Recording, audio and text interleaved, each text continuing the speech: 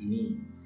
Pada kesempatan hari ini Pak Budi mengucapkan bersyukur setelah kita melaksanakan PTS hingga pada hari-hari remedial sampai pada penerimaan rapor kemarin kita bisa berjumpa lagi. Hari ini kita akan melanjutkan tema, yaitu melaksanakan tugas perutusan murid Yesus. Yang perlu kita garis bawahi atau yang menjadi pokok bahasan kita adalah tugas perutusan. Seperti apa itu? Yang pertama, Pak Budi akan mengambil kata dasar dari subjek pelaksana, yaitu utusan. Utusan berarti bisa dipahami sebagai orang yang percaya. Dipercaya untuk apa? Dipercaya untuk melaksanakan tugas dan tanggung jawab. Seperti apa itu bentuknya, bagaimana pelaksanaannya dalam kehidupan sehari-hari. Nah, simak tayangan berikut ini yang sedikit banyak Pak Billy harap membantu pemahaman kita atau kalian bisa memiliki gambaran bagaimana melaksanakan tugas perutusan sebagai murid Yesus. Selamat menyaksikan.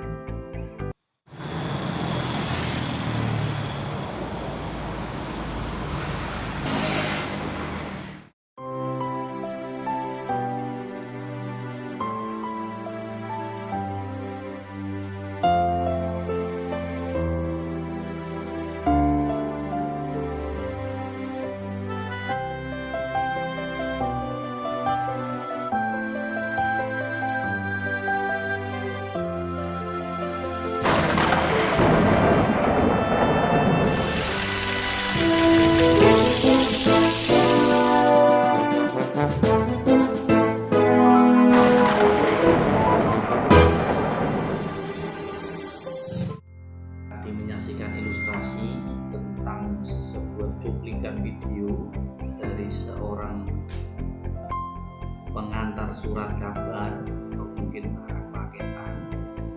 Kita bisa mengambil banyak makna atau nilai yang berkesan bagi kita. Yang jelas Pak Billy harap jangan senantiasa meremehkan atau mengucilkan pekerjaan pengantar surat atau Pak Pos itu sebagai pekerjaan yang biasa-biasa saja. Namun yang perlu kalian cermati bahwa pekerjaan pada dasarnya semua berhakikat baik. Bagaimana kita ikhlas, tulus melaksanakannya dan sebagai bentuk ibadah kepada Tuhan. Apa saja? Yang pertama, ketika kita dipercaya untuk mengemban suatu tugas tanggung jawab atau diutus, tentu ada perasaan bangga. Bangga bisa diawali dengan mungkin bisa saya tidak mengira bisa dipercaya. Yang kedua, kita bisa mengambil bahwa ketika orang menjadi utusan atau orang yang dipercaya itu, kita merasa dihargai. Dengan dihargai kita dapat mengambil makna bahwa kita dipercaya. Kita dipercaya. Misalnya ada salah satu dari kalian diutus untuk mewakili lomba fotografi, editing video, membuat vlog. Itu salah satu bentuk kepercayaan yang diberikan Bapak Ibu Guru kepada kalian. Karena Bapak Ibu Guru memahami potensi, talenta, kemampuan, bakat yang kalian punya. Namun juga muncul perasaan yang lain ketika kita diutus atau dipercaya melaksanakan tugas tanggung jawab itu. Mungkin ada perasaan khawatir bahwa nanti akan takut gagal. Nanti kalau gagal aku malu, aku cemas, tidak bisa membawa nama baik sekolah. Padahal ketika kita sudah berusaha, apapun hasilnya Tuhan pasti yang akan menyempurnakannya. Yang kedua adalah muncul perasaan minder. Minder itu kecil hati. Kecil hati, waduh, lawanku dari SMP 1, lawanku dari SMP 4, dari SMP Santa Maria 2, dari SMPK Santo Yusuf 2. timbul perasaan minder, dan biasanya juga muncul merasa berbeban berat, belum dilaksanakan sudah berbeban berat dengan mengeluh, aduh nanti nggak bisa. Padahal Bapak Ibu, hal-hal seperti itu tandanya percaya. Bisa juga pada saat kegiatan lomba-lomba internal atau di dalam sekolah kalian dipercaya, kamu sudah merasa bahwa ini berat. Padahal sejujurnya Bapak Ibu guru atau Bapak Ibu wali kelas memilih, menunjuk dan mempercayai kalian karena memberikan harapan yang penuh. Masalah nanti menang atau tidak, juara atau tidak, itu persoalan lain. Kita juga bisa belajar dari cuplikan video tadi bahwa ada risiko ketika kita menghadapi atau dipercaya menjadi seorang utusan. Risiko ini bukan menjadi sarana kita untuk mundur, putus asa, bahkan down, tetapi menjadi batu loncatan kita untuk memberikan yang terbaik. Apa saja risikonya? Yang pertama, kita pasti pernah ditolak, misalnya mengantar barang seperti Pak Pos tadi pernah ditolak, tidak sesuai, terlalu lama. Bisa juga diacokan itu dicuek, orang lain tidak menghiraukan. Bisa juga ketika kita menjadi utusan, mengemban tugas membawa kabar baik, menjadi seorang utusan, banyak yang tidak suka. Nah, ini termasuk hal yang harus kita sadari bersama bahwa tidak semua orang bisa suka dengan kita. Yang keempat, kita pasti ditentang, barangkali niat baik kita belum tentu bisa diterima oleh orang lain. Yang kelima, kita diremehkan, siapa itu? Bukan siapa-siapa saja, anaknya ya biasa kok dipercaya. Itu resiko ketika kita menjadi sebuah utusan. Bahkan bisa juga kita dihujat ketika kita dipercaya menjadi pemimpin upacara, salah sedikit sudah ditertawakan, diteriaki oleh teman-teman. Nah, itu adalah resiko yang pernah kita temui atau yang akan kita alami apabila kita dipercaya. Namun jangan sampai berkecil hati, karena ketika kita bisa melewatinya, kita berarti bisa bertumbuh dan berkembang secara dewasa. Sejak kapan kita menerima tugas utusan dari Yesus? Yaitu sejak dibaptis. Karena selain kita dibaptis, dipermandikan, diangkat untuk menjadi anak Allah, kita juga dipanggil untuk melaksanakan tugas perutusan sebagai murid-murid Yesus. Nah, ini Billy akan mengajak kita semua untuk mendalami bersama tentang melaksanakan tugas perutusan sebagai murid-murid Yesus. Bagaimana itu? Nah, Pak Billy mengambil dari Injil Lukas pasal 10 ayat 1 sampai 12, yaitu Yesus mengutus 70 murid.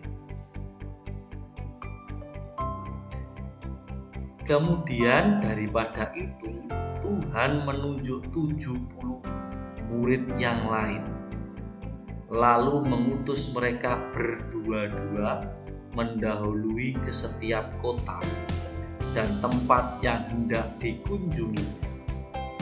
Katanya kepada mereka, tuaian memang banyak, tetapi pekerja sedikit.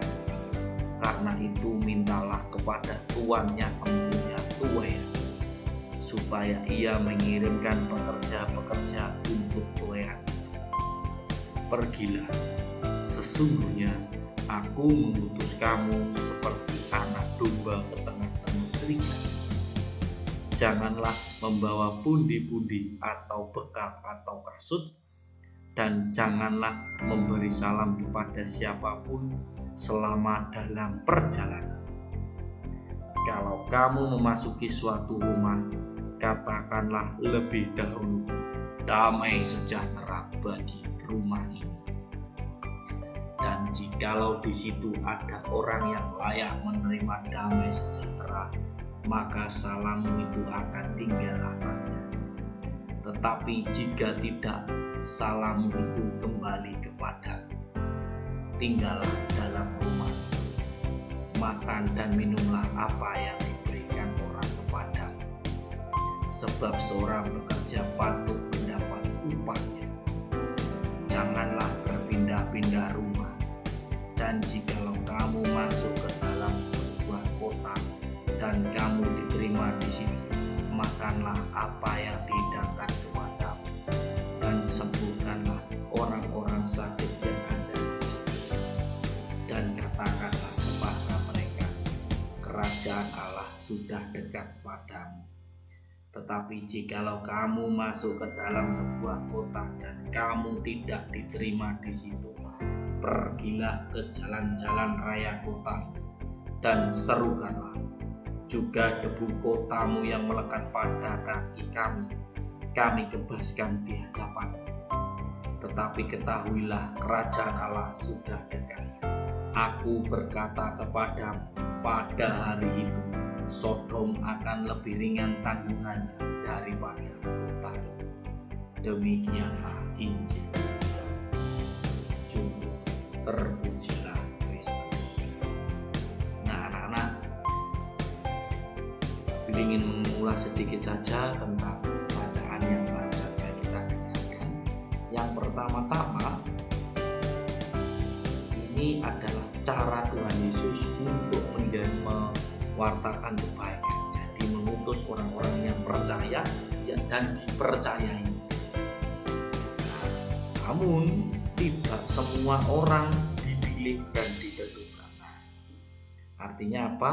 Bahwa ketika kamu diutus dipercaya, terpujilah kalian karena tidak semua mendapatkan kesempatan yang sama. Apa saja risikonya? Simak di ayat ketiga. Pergilah, sesungguhnya aku mengutus kamu seperti anak domba ke tengah-tengah serigala. Ini risiko yang harus kita hadapi ketika kita menjadi utusan. Seperti yang tak Billy sampaikan tadi, risikonya ditolak, diacuhkan, diremehkan, bahkan ada yang sampai dihina. Kemudian Yesus ingin mengatakan bukan semata-mata kita membuat kita menderita dengan tidak diperkenankan membawa bekal, namun agar ketika kita menjadi seorang utusan, kita fokus dulu pada tujuannya. Kita fokus dulu apa yang ditugaskan dan menjadi tanggung jawab kita. Ketika itu sudah, maka damai sejahtera akan senantiasa ada di dalam kita. Di ayat yang ke-6, ke-7, dan ke-8 ini merupakan gambaran bagaimana ada orang yang menerima ataupun tidak. Kalaupun tidak, ya ada yang menolak ataupun yang tidak menerima, kita tidak usah khawatir atau menaruh dendam kepada orang itu, tetapi kita bisa mengatakan bahwa damai sejahtera. Ketika kita sudah menerima dan diterima, maka kita bisa melaksanakan tugas itu seperti para rasul, para murid, yaitu apa? Menyembuhkan orang-orang yang sakit. Sakit di sini tidak hanya sakit secara fisik, tapi juga bisa sakit secara batin atau pikiran. Misalnya teman yang sedih, kita hibur. Teman yang sepertinya tidak punya teman, dijauhi teman-temannya, kita berikan apa. Karena apapun tugas utusan kita, ketika kita sudah menyertakan Tuhan, itu nampak, kebaskanlah debu yang ada di depan. Artinya setiap tantangan, hambatan, yaitu ditolak, diremehkan, diacuhkan, bahkan dihina, kita tetap teguh, tetap kuat bersama dengan Tuhan. Sebab ketika kita mewartakan kerajaan Allah itu, Tuhan menjanjikan keselamatan. Keselamatan bagi siapa? Bagi kita dan bagi semua orang. Nah, dari bacaan ini tadi kita akan semakin diteguhkan dari bacaan Injil yang akan kita dengarkan lagi, yaitu perintah memberitakan Injil dari Matius pasal 28 ayat 16 sampai 20. Dan ke-11 murid itu berangkat ke Galilea, ke bukit yang telah ditunjukkan Yesus kepada mereka. Ketika melihat Dia, mereka menyembahnya. Tetapi beberapa orang ragu-ragu. Yesus mendekati mereka dan berkata, kepadamu telah diberikan segala kuasa di surga dan di bumi.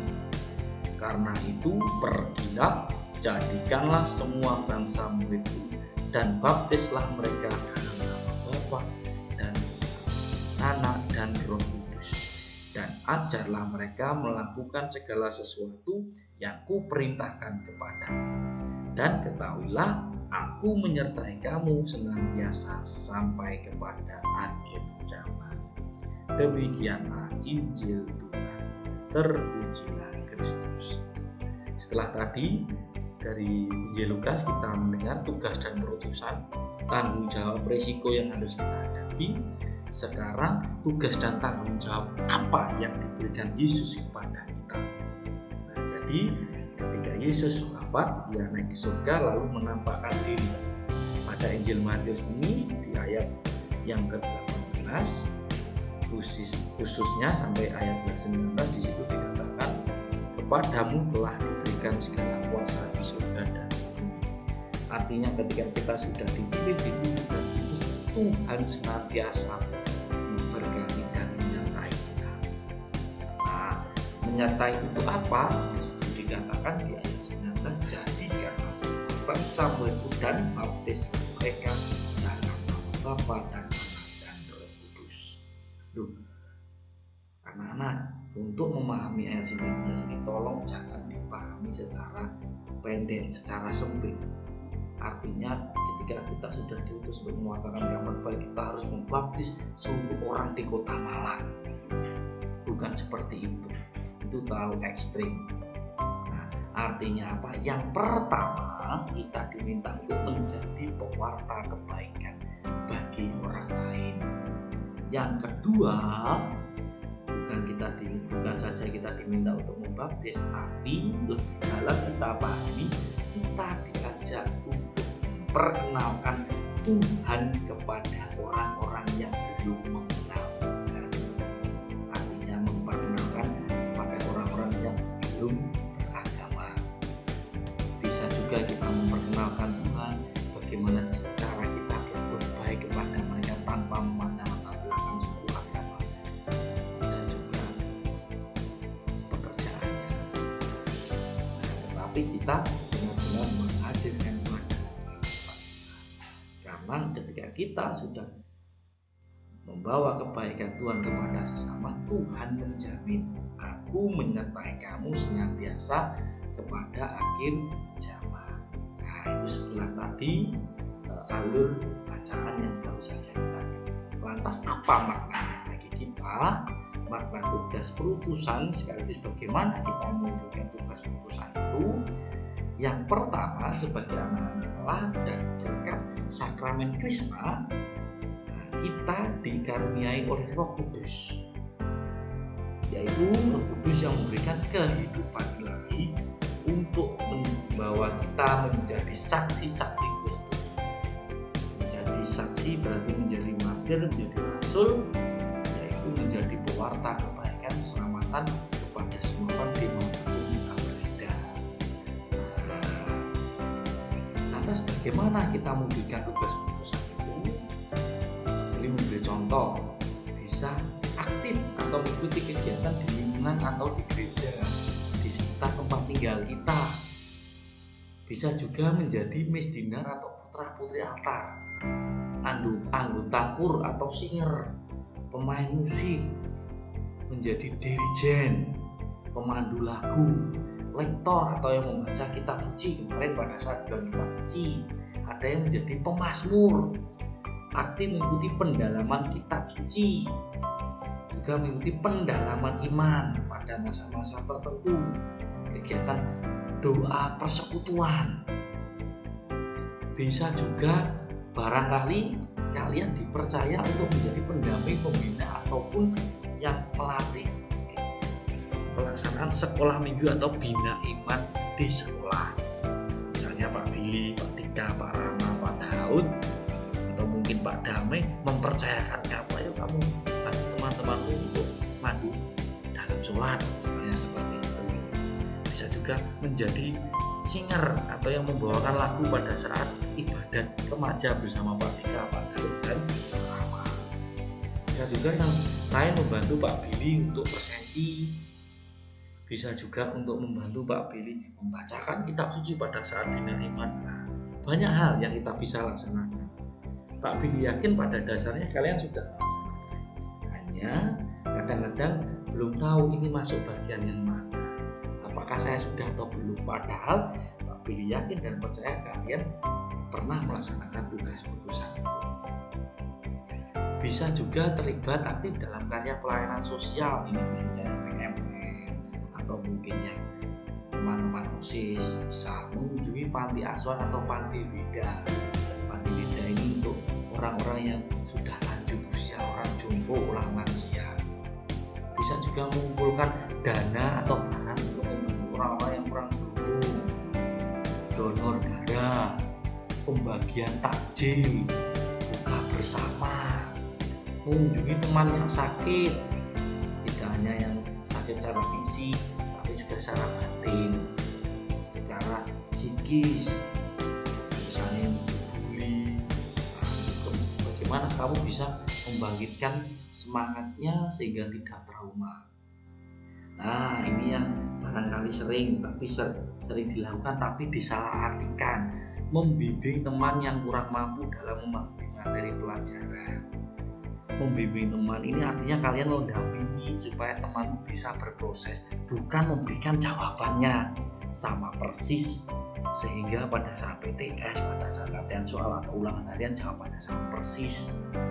Nah, itu keliru. Justru pada saat seperti itu, ketika pembelajaran misalnya belum tahu, bisa tanya temanmu. Tetapi bila ada temanmu yang bisa bertanya kepada kamu, contohnya barangkali kamu belum bisa, setidaknya kamu juga mau menerimanya. Ketika ada temanmu yang mau membantu, kamu malah acuh-acuh, menolak, lapor sih kon rene-rene, aku tak takut liane ae. Nah, itu kamu harus bisa menerima temanmu seperti itu karena satu, perhatian, yang kedua peduli, dan yang ketiga, ini yang jarang kalian ketahui, temanmu yang bisa ketika perhatian dan peduli ini membimbing kamu, itu tandanya ia ingin berbagi ilmu. Ilmu itu kalian bawa nanti sampai sepanjang hayat, sehingga manfaatkan ketika ada teman-temanmu yang perhatian peduli. Nah, jadi tolong jangan disalahartikan untuk tanya jawaban atau minta jawaban atau memberikan jawaban bagi yang bisa. Ini keliru. Saya tidak enak Pak, nanti saya dibenci, saya tidak ditemani, saya tidak punya teman, tidak ada yang berkeliru. Kamu yang memberi jawaban itu misalnya, atau kamu yang ditanya teman-teman harus bisa memberikan edukasi, memberikan memantau. Begini saja aku ajari, aku bantu untuk memahami. Kalau kamu belum jelas, aku tanyakan kepada guru yang bisa. Seperti itu lebih arif dan bijaksana. Bisa juga berani menolak dengan tegas hal-hal yang merusak kehidupan, misalnya narkoba, diajak merokok, diajak bolos, waktunya pembelajaran malah bermain TikTok, bermain game online. Nah, sehingga Bapak Ibu guru pelajaran atau wali kelas mencari ini yang bersifat pornografi atau porno aksi, tawuran, bully. Nah, maka dengan bijaksana kalian harus bisa mempengaruhi teman untuk berbuat baik, bukan mempengaruhi teman untuk berbuat tidak baik. Nah, lebih-lebih kalian bisa merubah temanmu itu untuk menjadi lebih baik dan mencintai hidup. Hidup adalah kesempatan, manfaatkan itu dengan baik. Gunakan waktumu untuk sebaik-baiknya. Ingat, waktu tidak bisa diulang. Jangan sampai ada penyesalan untuk meraih masa depanmu. Kesimpulannya, pada intinya, kehadiran kita di tengah-tengah masyarakat dapat menjadi berkat bagi orang lain. Berkat itu bukan hanya secara materi, bisa juga secara moral. Misalnya, temanmu yang sedih, dengan melihat kamu mereka jadi tertawa karena kamu humoris. Ada temanmu yang suka, kamu kita membantu atau ringan tangan. Ketika kamu menyadari bahwa kehadiran itu menjadi berkat dan kamu dipilih diutus Tuhan untuk menjadi alat pewarta keselamatan itu, yakinlah bahwa kehadiran Kristus sebagai tanda yang menyelamatkan sudah ada dan kamu wujudkan dalam kehidupan sehari-hari. Itulah pembelajaran kita hari ini, anak-anak. Semoga bermanfaat. Kalau ada yang belum paham atau ada yang salah paham, atau ada yang paham, silahkan langsung kita